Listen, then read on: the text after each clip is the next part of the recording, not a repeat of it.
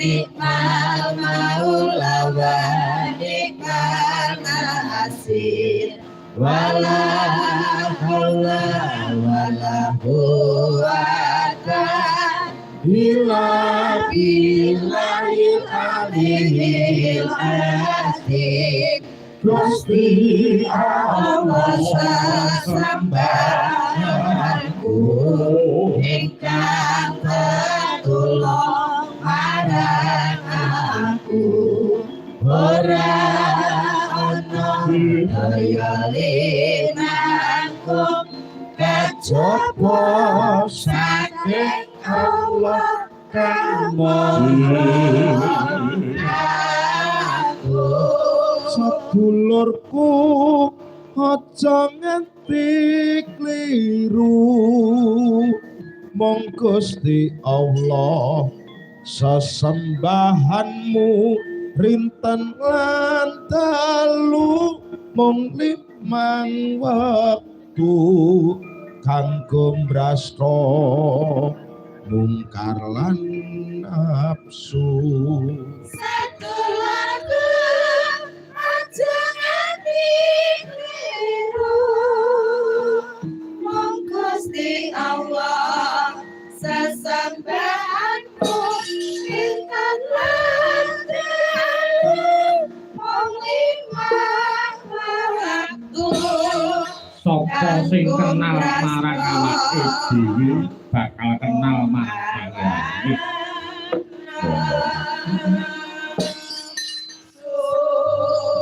Duh, anakku bocah ayu bocah sedenok depleng ayumu tiba sedeng nduk limbu. Ana dawuh apa, Mak?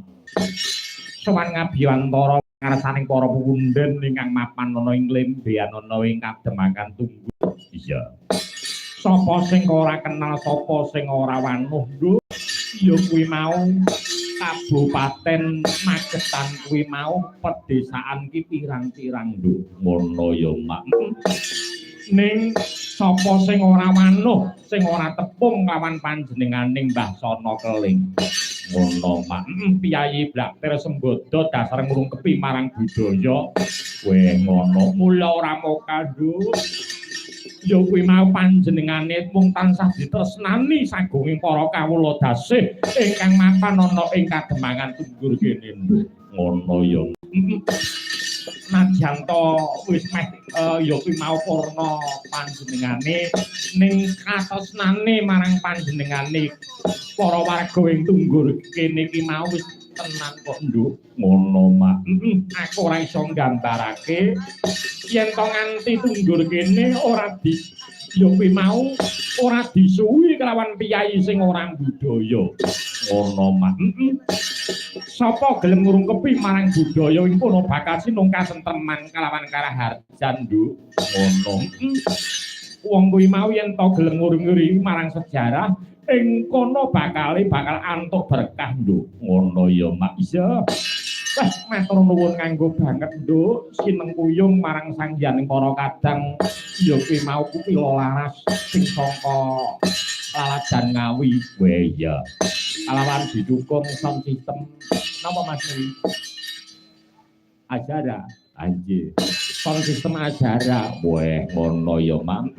Awake dhewe sowan ngabiwantara ora nggawa apa-apa ya, Nduk. Ya mung ijenan para wong. Weh, ngono.